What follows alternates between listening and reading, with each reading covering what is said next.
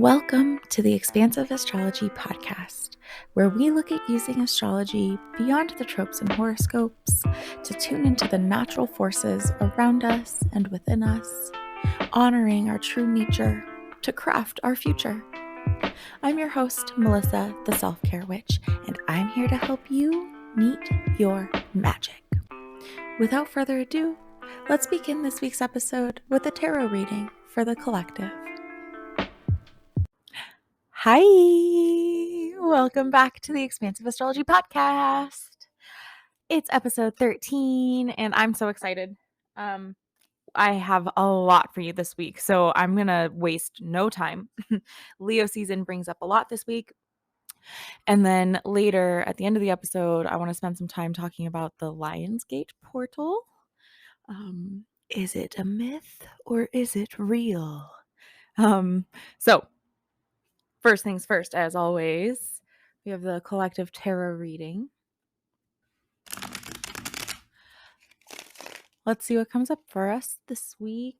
As always, take what you need and leave the rest. Stay really open to seeing how these things may play out for you over the coming week.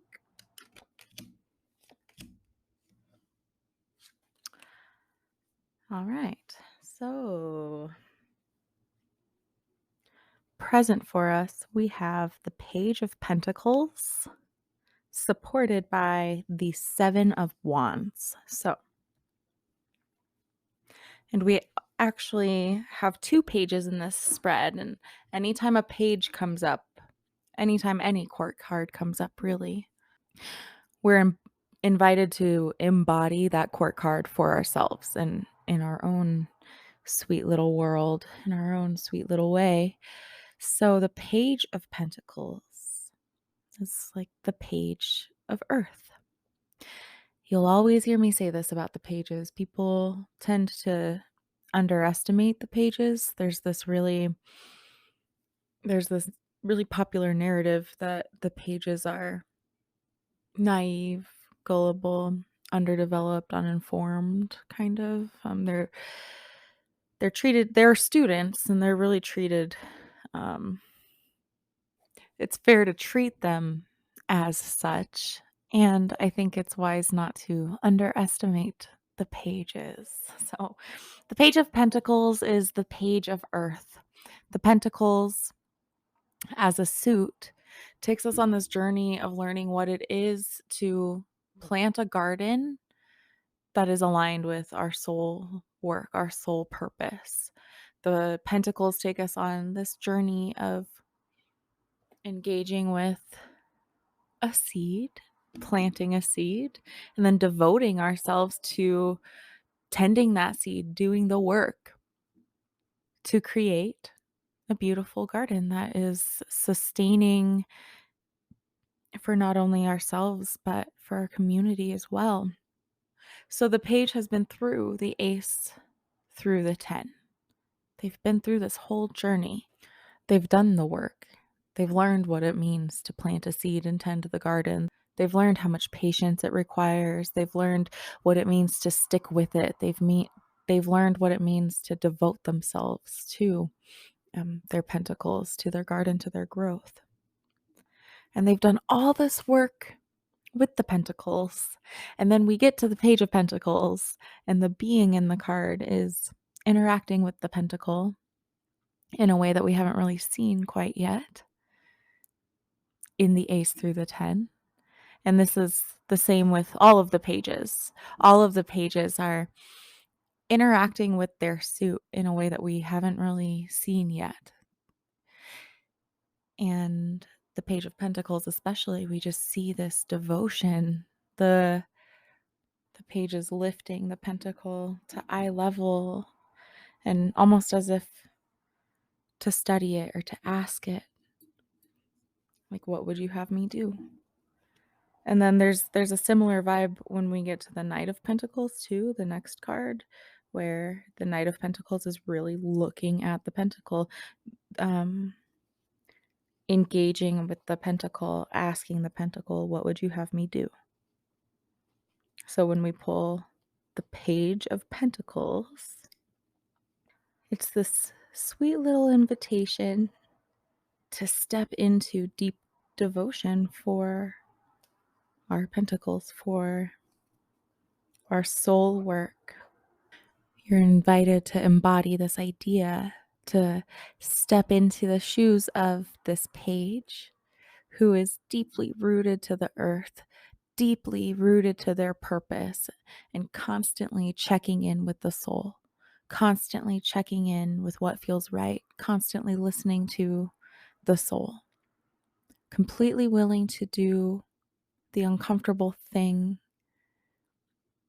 in order to fulfill what they know is right. And later in this podcast, with the expansive astrology discussion, we'll be talking about ego and managing the ego. This feels like a nice little nod to that, where the Page of Pentacles, um, isn't interested in catering to the ego's whims and wills and every need. The Page of Pentacles is the page of setting the ego to the side so that it can really let the soul come forward and through. And like with any pentacle card, we can kind of ask, like, how can I step into better alignment with my head, my heart, and my hands? Making sure that what we're doing with our hands is aligned with our greater purpose. This is supported by the Seven of Wands, which is a card that has us look at how we're using our wands, how we're engaging with our fire. And the seven specifically really wants us to look at any sense of hypervigilance or defendedness.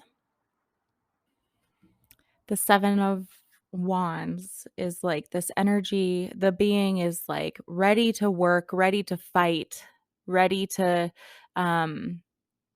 just the person is totally defended. And there's a reason in the card, in the Pamela Coleman Smith illustration, that we we don't see anything for them to be defended by or about. Like, there are these like six wands sticking up, but there's no imminent threat. And the being in the card is clearly like threatened or distressed.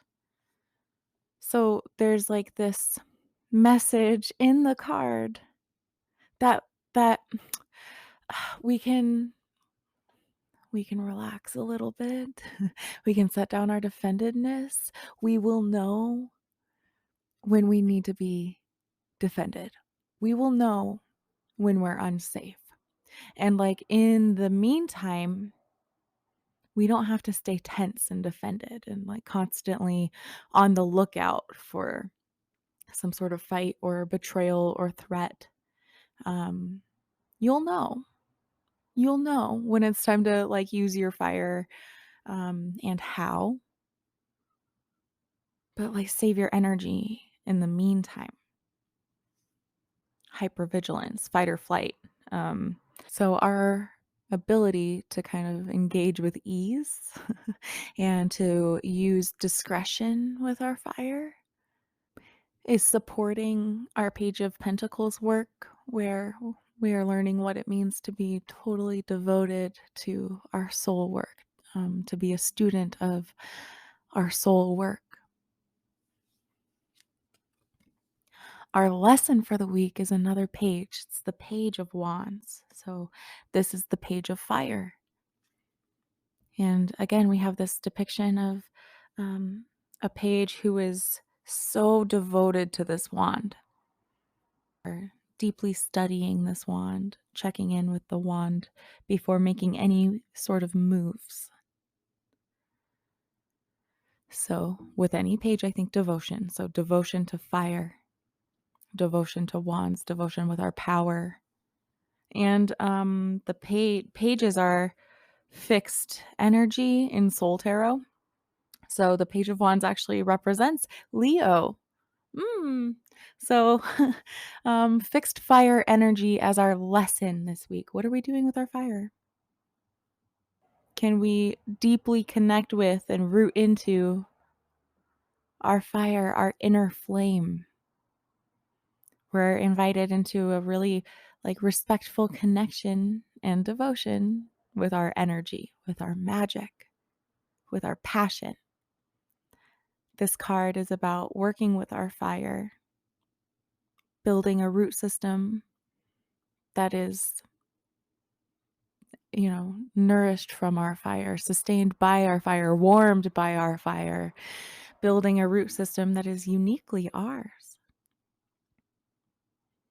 So you're invited to check in with your fire and invited to start being in impeccable alignment with that fire before ever taking any sort of action. So when this comes up in the lesson spot, we can almost expect to be challenged in this way. So stay open to that. Keep an eye out for that, because any sort of challenge is what is going to like push this lesson through and help us learn what it is to be the Page of Wands, what it is to root in with our fire, with our passion in a way that is helpful and useful. And, I like that the Seven of Wands came up as present for us, reminding us that, you know, in this journey, through this work, as we may be experiencing these challenges or learning these lessons, the tarot is reflecting to us. I pulled the Seven of Wands for a reason. So it's reflecting to us that like there may be times where we're feeling the need to be extra defended. We can still hold our fire and use our fire without being in fight or flight, without being totally defended or tense or afraid or on the lookout. So given all of that, our anchor for the week is the Four of Swords. So the swords tend to be about how we engage with the mind. The swords are like our brain chemistry, our beliefs, the stories our brain tells us about our experiences. And in the Four of Swords, we're learning what it means. I've pulled the Four of Swords a lot in these 13 episodes, I think. I don't know. It feels like I've talked about it a lot on this podcast, but this is where we're learning to have a relationship with our swords, have a relationship with our mind and our thoughts and our beliefs that doesn't necessarily like dictate how we show up in the world. Like we see a being taking rest. There's three swords. They're looking at the swords to the face. I always say they're looking at the swords. So this isn't about suppressing anything or bypassing anything, ignoring anything, putting anything on a back burner. No. This is, we're still facing the swords. We're still interacting with the swords, being informed by the swords, but not necessarily making any moves based on what they say. So learning how to have a relationship with the brain where maybe it's in the back seat, rooting in with that Page of Pentacles, where, the Page of Pentacles, as I mentioned, like they're not making moves based off of their ego or their brain. They're making moves based off of their pentacles, their soul. So as an anchor this week, Four of Swords. How can you have a relationship with your swords, a relationship with your brain, where you don't necessarily have to listen to everything it says and like do everything it says? That can be really like confusing. I remember when I first started hearing people talking about like um having a relationship with the brain or not listening to the brain. It's like, how do I not? Of course I have a relationship with the brain. I have a brain. Like, what do you mean listen to the brain or don't listen to the brain? Everything happens in the brain. And that's really kind of how it feels. And it's a really philosophical discussion to start to tease apart, like, what is the mind? What does it mean to have a mind? What am I? So without getting into all of that, the Four of Swords is like that moment where we're like, oh, yeah, I'm noticing that I'm having a whole lot of brain stories and beliefs that I actually shouldn't attend this thing. And I'm going to choose whether or not to act on those brain stories or beliefs, not just letting it happen automatically. but like being with our swords, hearing what they have to say, letting them inform us, but ultimately we get to decide what we do with that. And sometimes that means, yes, I'm not going to go to this thing. And sometimes that means, um, I hear you, brain, but actually, it is the healthier option, the healthier choice for me to go. So, whatever.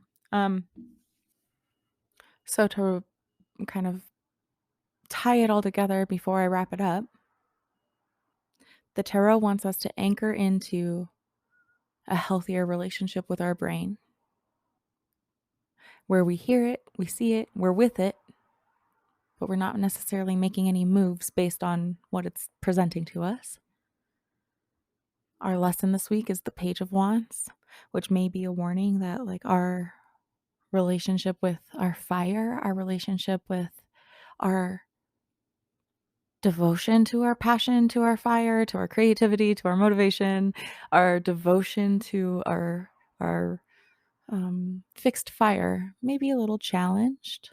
This Leo season medicine, this Leo season energy might be a little challenged, or we may be presented with opportunities or lessons to learn what it means to be the Page of Wands. And present for us is an invitation to rest our defense system, like to know that we will know when it's time to pick up our fire and fight. But in the meantime, it's wise to preserve our energy and to find like a space of rest and digest in between moments of like fight or flight. And present for us is the Page of Pentacles, asking us to come into a deeper devotion with our pentacles, with our soul work. It's a pretty good one, I'd say. That's our tarot reading for the week. I hope it lands. I hope it's inspiring for you in some way. Let's dive into the expansive astrology for the week. We're talking about the enlightened ego. So as you know, Leo is represented by the lion. So there's this really royal, really proud, really king of the jungle energy that we get to play with throughout Leo season. It's one of my favorite things. So to start, let's chat ego. Since we're considering what it means to step into this king energy, we really want to be sure to keep the ego in check right off the bat. We're evolving this fire energy. We're evolving what it means to be a king. We're evolving what it means to have and be fire.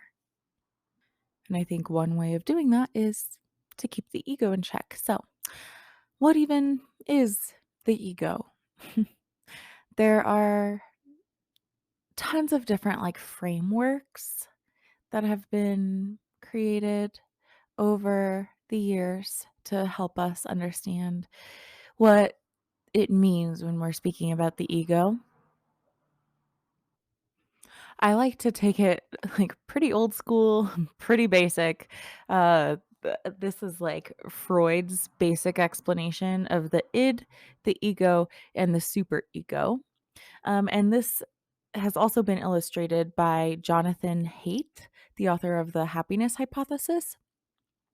So there are three pieces: the id, the ego, and the superego, where the id is the innermost piece of us, that primal piece of us that is mostly interested in eating, sleeping, fucking, and feeling good.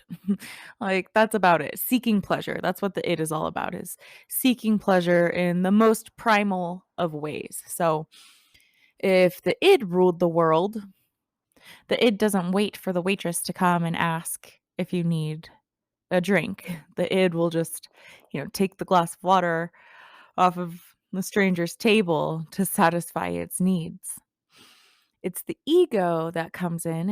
It's the ego's job to rein in the id, to get those needs met. It's the ego's job to balance the needs of the ego with the rules of society. So it's the ego that stops us and says, wait, you can't just take this stranger's water, this nice lady's water.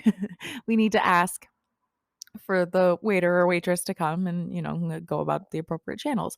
And then we have the super ego, which is the part of us that reflects on or like interprets or approves or disapproves of what the ego did to meet the id's needs.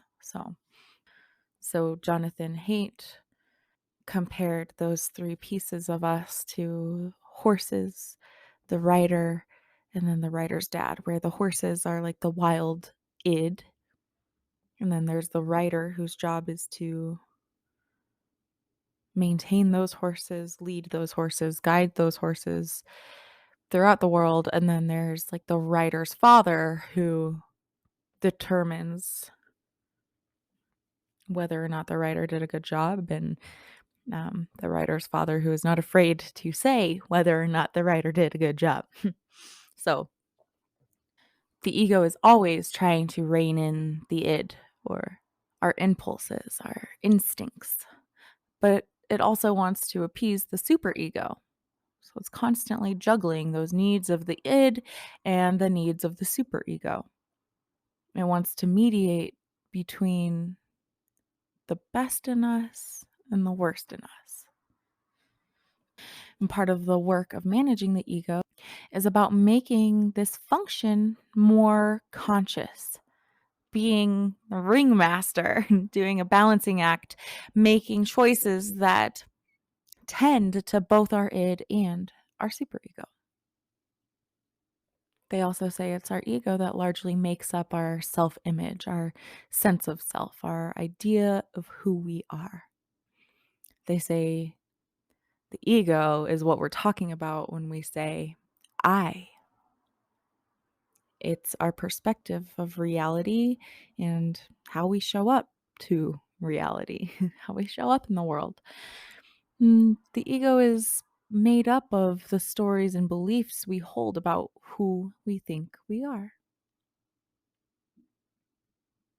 It works to keep us feeling safe and acceptable, and it uses narratives and thoughts to do so. This is why I really love narrative techniques in my work as a coach. Things like, I'm not good enough, people are doing better than me, others are more attractive than me or more deserving than me, and I can't do what other people do, I'm different from them. Or, on the other hand, things like, they just don't understand me. I'm totally different from them. I am right about this. I am right about that. And no one ever listens to me.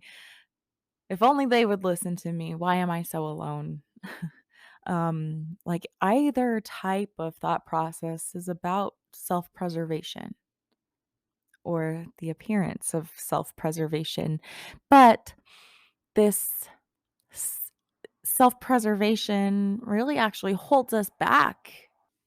Those sorts of thoughts about ourselves are so constricting, right? Like our ego, our brain does not like expansion.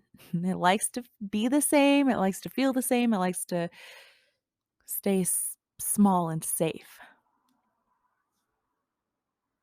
So when our brain is thinking things like, I want to expand, it's time to expand, I want something different, I want something more, I'm going to try something different, I'm going to step out of my comfort zone, I deserve this, I permission this. Those sorts of expansive, abundant thoughts, those don't feel very safe for the ego. It's all about self-preservation.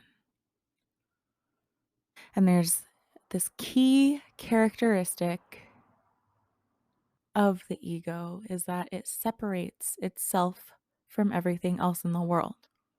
This is what I am, and this is not me. This is me, and this is not me. These are the things that form me and inform me. These are the things that I authorize into my world. I don't know why I said authorize like that, but I'm leaving it. Um, what is I and what is not I, and that requires judgment. It's a process of judging. It's a process of judging what is me and what is not me. It's a process of othering ourselves. And that's what the ego is all about. We tend to, in the process of trying to discover what we are, rather than relating with others, we tend to separate ourselves from them. In a lot of ways, we tend to identify what we are by actually identifying what we're not. And that's not inherently bad, but it's important to notice and to know that that's like a function of the ego in its pursuit of figuring out what it is and how it operates in the world, how we as a being, who are we and how do we operate in the world? How do I get my needs met in a way that I can respect, in a way that my super ego can respect? So it is a natural function and a natural process for us to kind of to focus on what we are not in order to define what we are. And to me, it just feels important to define both, you know? So what does it mean to have a big ego? I think commonly when we're discussing what it means to have a big ego, we're describing like a closed-minded, stubborn ass, like a jerk, right? Somebody who's full of themselves, a little narcissistic or selfish, unable to see outside of their own world. Uh, well, what does that mean to have a big ego? I think we get stuck in what it actually means to be in like big ego energy is when we are so sold on our network of beliefs that are so strong that we're convinced if anything were to prove those beliefs wrong or contradict them in any way, our world would collapse. We'd would go into panic mode thinking that the world is collapsing, and then we sink into like self-preservation even more. So, for example, how do you respond when somebody tells you something that goes against your beliefs? And the example I have here is if you don't think that you have a God complex and someone tells you that you do have a God complex, what happens? How would that feel? How do you think your ego would respond to that? For some whose sense of self preservation is really strong, empowered, healthy, and like, um, well informed and really confidently knows itself, I think, for that person, I don't think it would shake them that much, you know? But for some, being confronted with an opinion like that could really shake them, really cause them to wonder, do I have a God complex? Oh my God. Oh no. What does this mean? Are they right and I'm wrong? It could totally like rock their world. So really having a big ego just means being stuck in our beliefs one way or another. It really doesn't have anything to do with your level of confidence or with being an asshole. Um, Having a big ego could be sitting in undeservingness or like martyrdom or like a victim mentality. It's anything where our ego is running the show and we're unwilling to see outside of those narratives. And what's interesting is that is exactly how we free ourselves from being bound to the ego is it's the proving that the ego is wrong sometimes, that our beliefs aren't always spot on, and allowing those beliefs to collapse and our world to implode. That's what helps us to evolve into a new ego state, a more enlightened ego place, a more expansive version, a less fearful version, where it's a little more comfortable, a little less neurotic, and much more capable. So, as this ego is doing this juggling work, figuring out how to get our sweet needs met in a way that not only will our culture, our society, our community, the world approve of and accept of, but also in a way that our super ego will approve of and accept. As we do this juggling work, we eventually learn to stop judging things so harshly. We begin to feel less isolated and more oneness with the rest of the world.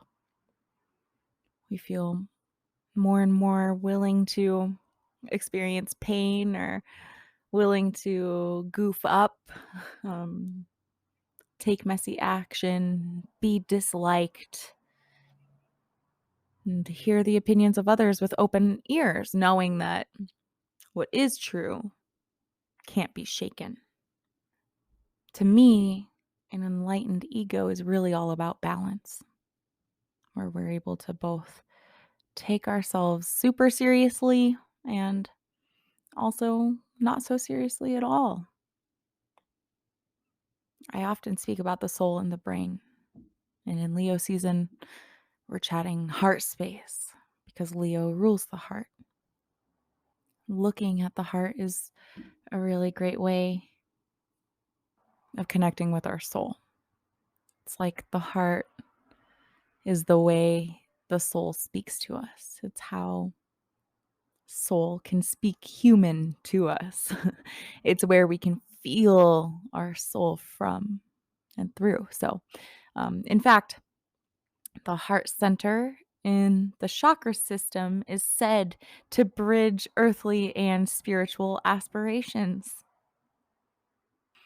In fact, the heart center in the chakra system is said to bridge earthly and spiritual aspirations. So, learning to manage our ego and expand our ego state, and learning to live from a very heart based place go hand in hand. So, the work for this week largely involves exploring your own ego and learning how to manage it in a more purposeful, conscious way. Learning to be cognizant of your narratives and how they may be othering you, how your narratives may be contributing to feelings of like isolation and loneliness. Learning how it looks for you to honor your id, your impulses, and your desires in a way that your superego can be proud of and approve of. We're learning how to manage any forces within you that either tell you you don't deserve to feel like a king or that tell you like you're a way better king than anyone else and you're right and you don't need to take feedback or adjust anything about anything. I think any person can kind of flop between both ends of that spectrum depending on the situation.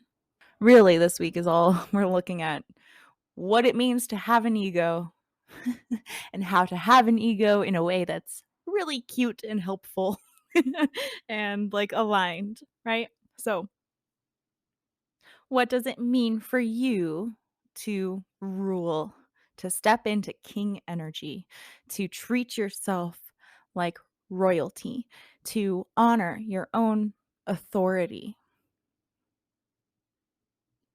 Take a moment and like really explore.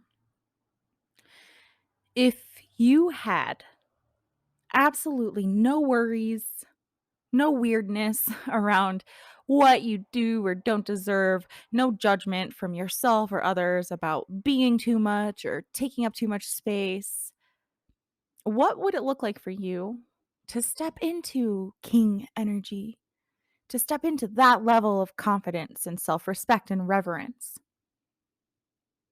What would a day in the life of King You look like? Again, those words reverence and respect come up for me.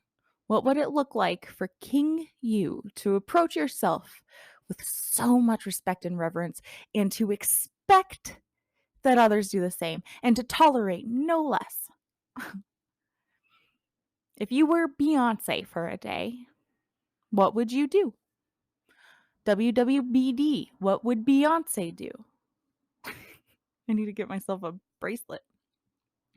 Let this be organic and let it be outrageous. Like, give your thinking, logical brain a break and just explore from the heart. What would it look like if you felt like royalty? How would you interact with others? How would you interact with your partner? With the barista? With your children? With your reflection in the mirror? With your belly? With your bank account? How would you dress? What would you post on social media? Dream really big and a little outrageously. What would you do if you really committed to the theater of life and put on a show as though you are that bitch? Stepping into that idea takes bravery. It's not all like fun and games. Like, it sounds, really fun and, what a nice idea. But to really do that and really feel that requires bravery, and courage, pride, healthy pride. So let's chat about those things for a moment, huh?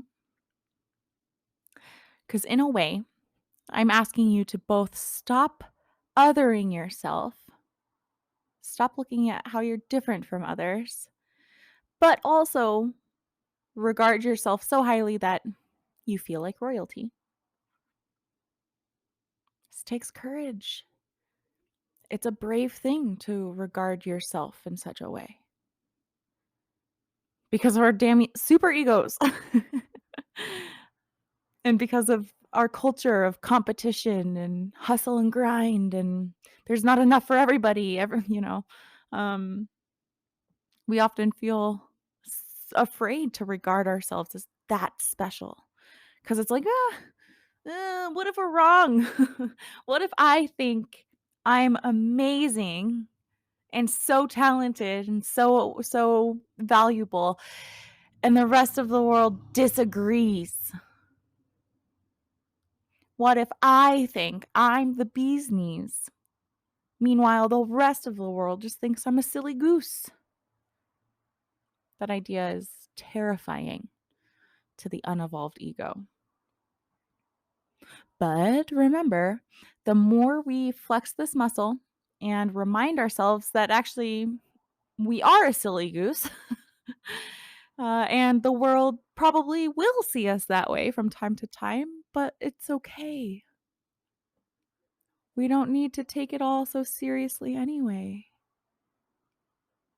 The more we can embrace those facts, the easier all of this will become.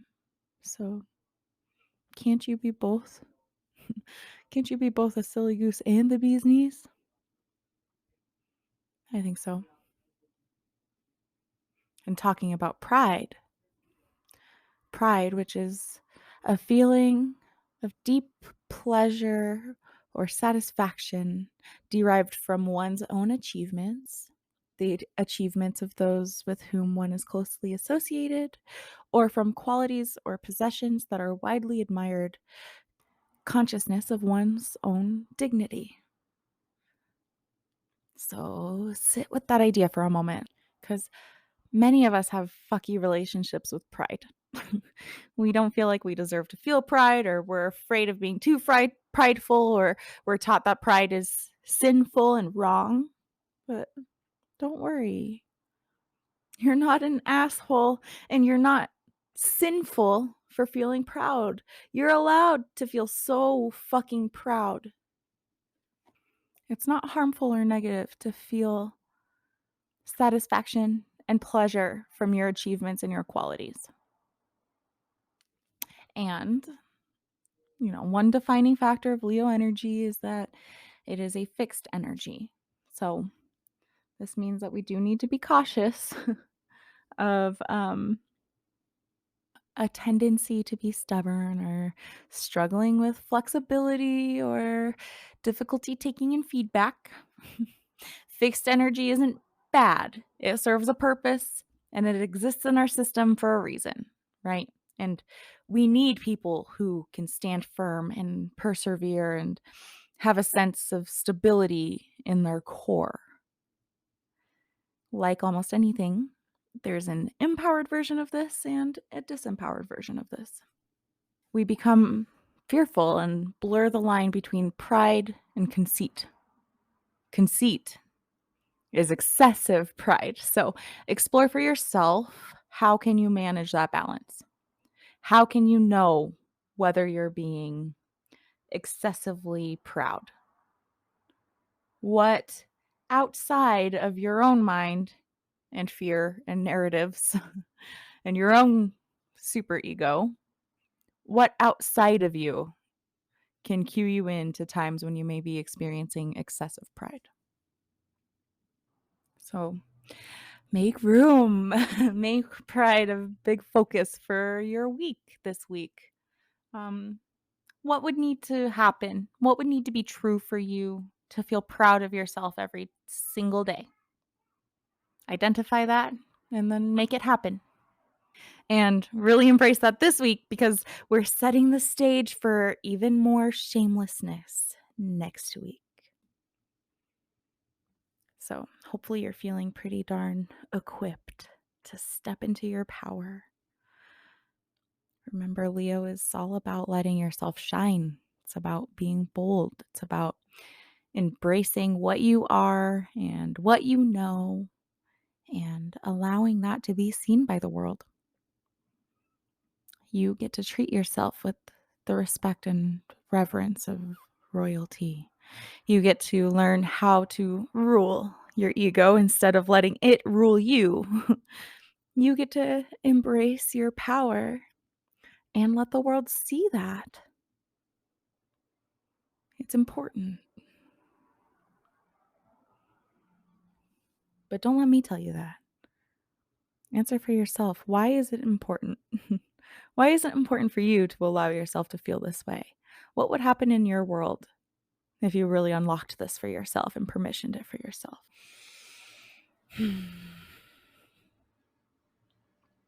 That's all I have for the expansive astrology this week.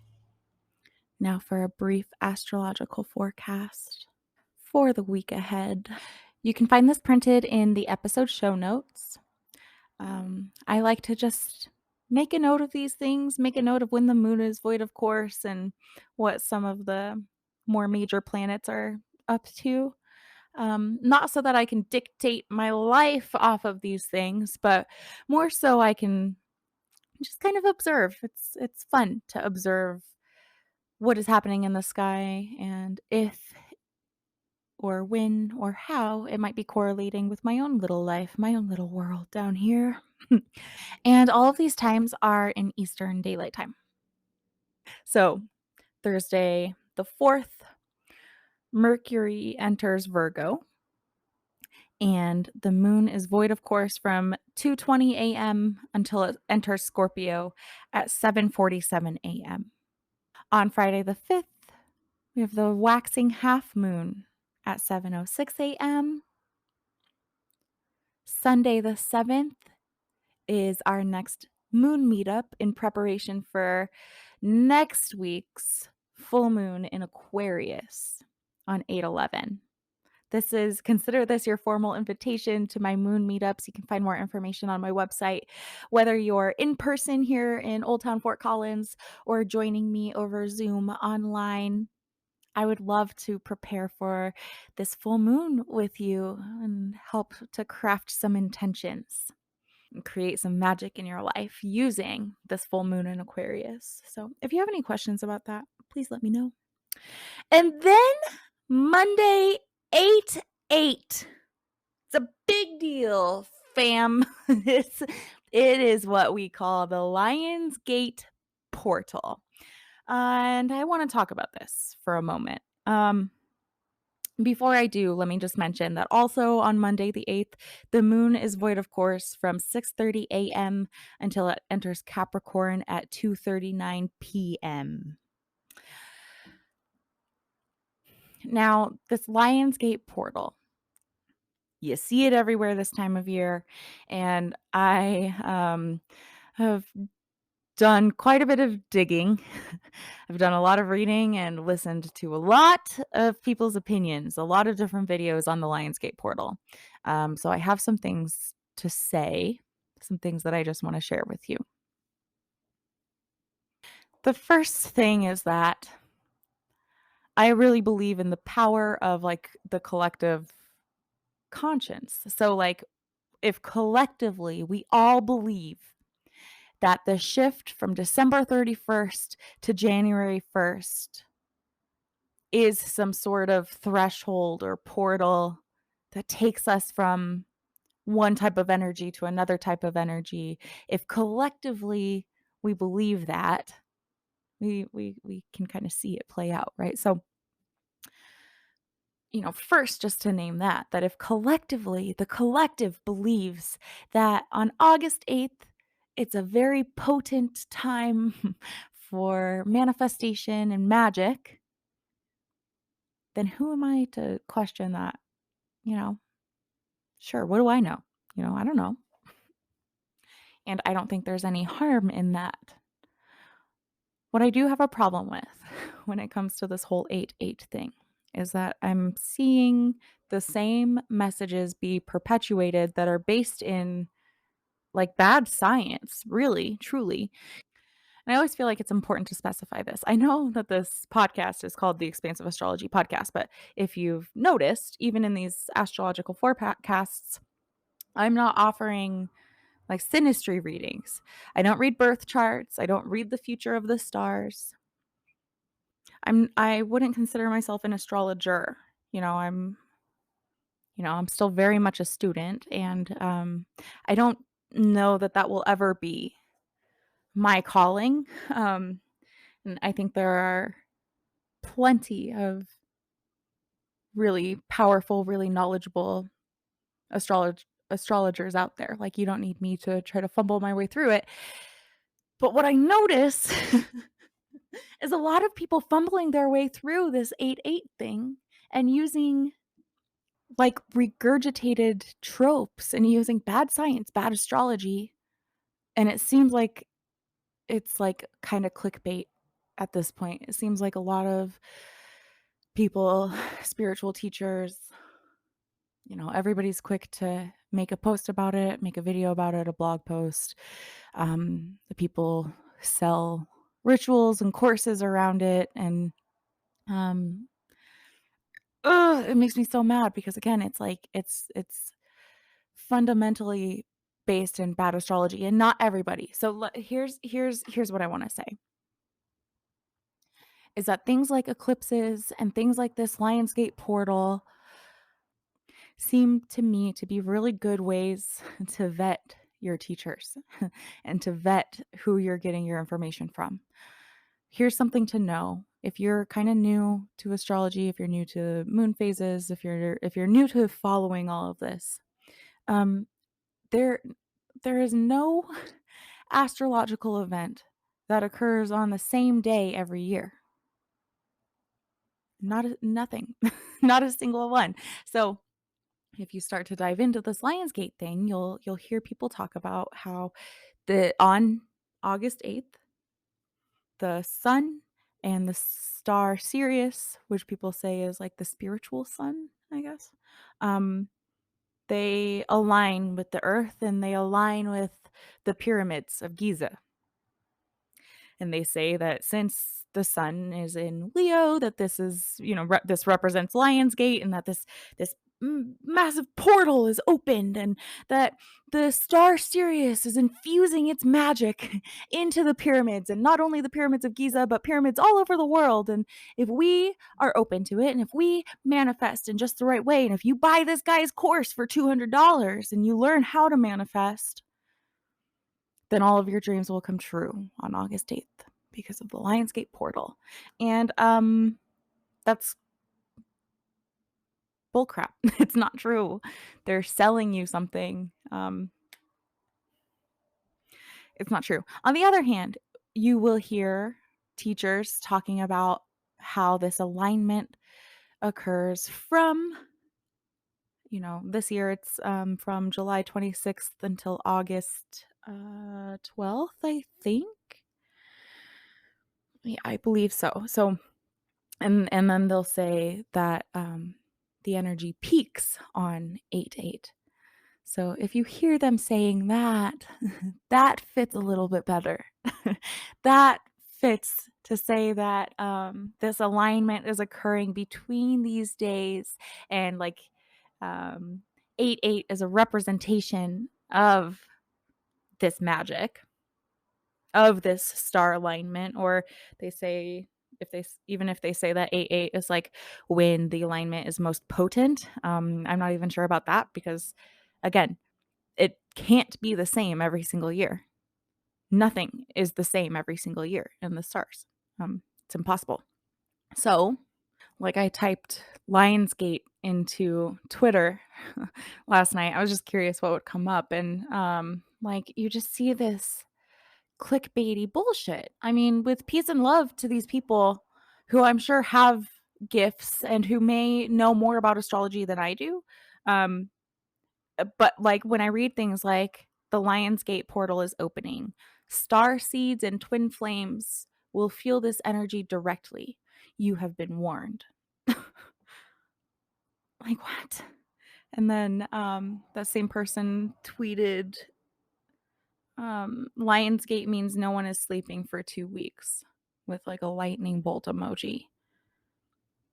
What? No. It's just not it's just not true. It's just not true. There's another one I saw. This one came from Instagram. This person said, everything you need to know for the new moon in Leo / Lionsgate portal.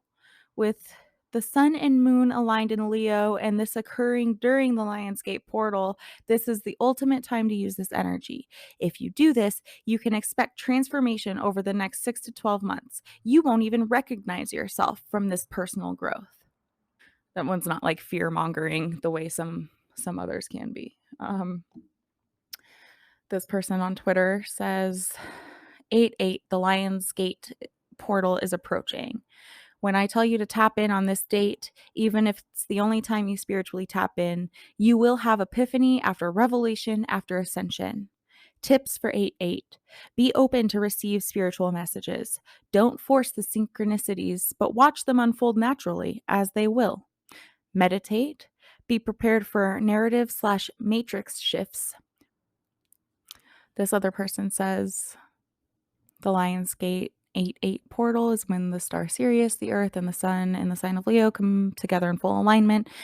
And when combined, it opens the veil for a powerfully positive energy force. Through this, it brings in powerful information in the form of light codes. This is a heightened time for accelerated spiritual awakening and rebirth, prophetic dreams and visions, heart chakra alignment and activations, heightened intuition and insight. Tips: get extra rest, eat lighter meals, drink extra water. Utilize crystals like clear quartz and selenite for calming effects. Meditate more often for instant divine downloads. Journal all of your thoughts and feelings. Open your heart space. Dig deeper.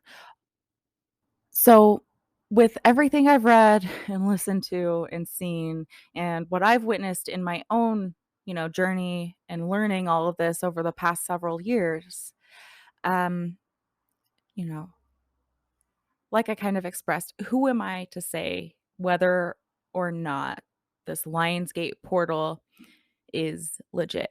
I'm not going to sit here and say that this cosmic alignment doesn't actually heighten manifestation, and it doesn't, I'm not going to totally debunk all of those things, because I don't know.